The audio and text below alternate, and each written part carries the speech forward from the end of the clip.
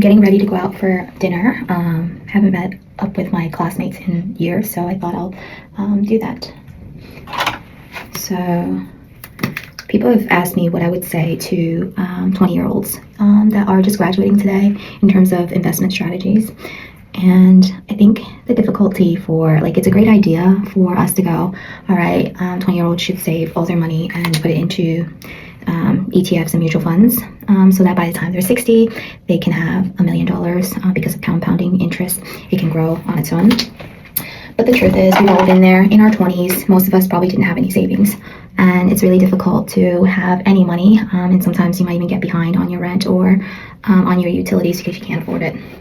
So if I'm 20s again, here's what I would suggest and do myself. So I would suggest for all graduates, if you can, try to live at home for the first couple years after school, because the money that you could save, especially if you live in a place like Manhattan, rent can be really extreme. So imagine if you can save at least your rent. So like $800 to $1,000 a month is a lot. Even if you're on the poor end, $500 a month is still a lot. If you put that $500 into savings, then that's your compounding interest. So living at home is one of the options that I would really suggest for all graduates. Second is to always have an emergency fund. That's for everyone, but especially for people starting out, because when you're starting out, you have nothing. In fact, you might even have college debt that you have to pay back. So, and your job's unstable because you might have a job today, but with the recession, well, it's not really a recession yet, but potential recession, and then just a really bad economy at the moment in most places around the world, I would suggest having at least, say, 6 months in terms of expenses saved up. So, for example, if you use about, say, $2,000 a month, then you should probably save at minimum $10,000 in the bank. So that allows you a bit more freedom in case you lose your job and you need to eat into your savings to sustain yourself. You don't have to go back home to ask your parents for help.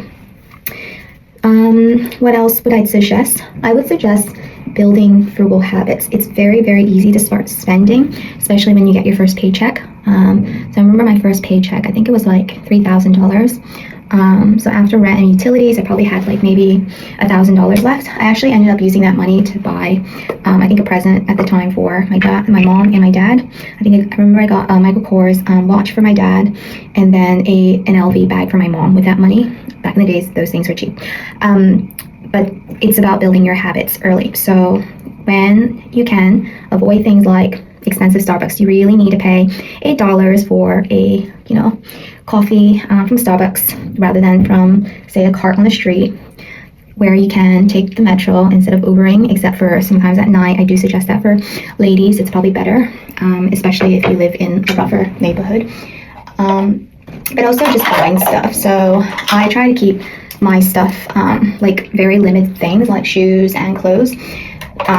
Also because probably I'm not the most trendy person. I don't really keep up with like the latest styles, because to be honest, after years of styling up and for like different occasions like parties, company events, corporate wear, and casual, and then friends parties and things, yeah, you do need a selection of clothes and shoes and things for different occasions. But at the same time, you realize that you don't really need to follow different things every season, because some things come out and it's stylish this year, but it'll come back in a few other years. But it doesn't really matter, because what's stylish may not mean that it's actually good for you. Like stuff that's like midi dresses, skirts, those are not really suitable for someone this short, like my length, my height. Or like leather jackets. I think it was stylish a couple years ago, but to be honest, I've had different leather jackets and it just doesn't work. It's not really suitable for my looks, and I never really liked it. I kind of followed the trends because, it was the thing to do. So it's probably better to just buy your favorite things, and take care of them, and just stop buying. So the best thing, one of the ways I avoid buying stuff is I would delete shopping apps off my phone, because having them there is really, really annoying, because they pop up with notifications, and even when you don't need things, it's very easy to open it up, put stuff into your box, and voila, your money's gone. So I think it's important to build a good habit.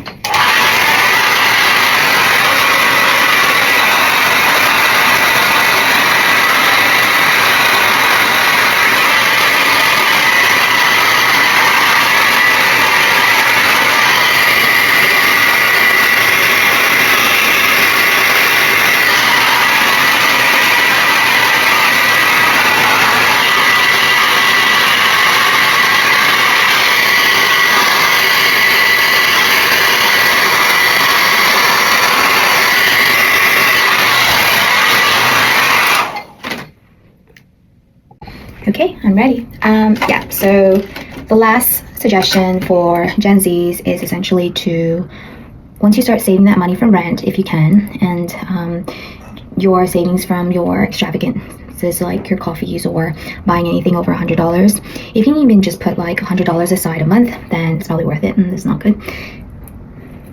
So that's when you should open up that brokerage account and start investing in, again, ETFs. If you can make investing into the market like paying your bills, then that's a great habit to build. So every month when you get your utilities, you pay your bills. When you get your rental bills, you pay that, and then you pay your $100 or $500 into your brokerage account just like you would anything else. And hopefully with that habit, so the more money that you have as you move up the corporate ladder or make more money, then you can actually save more money.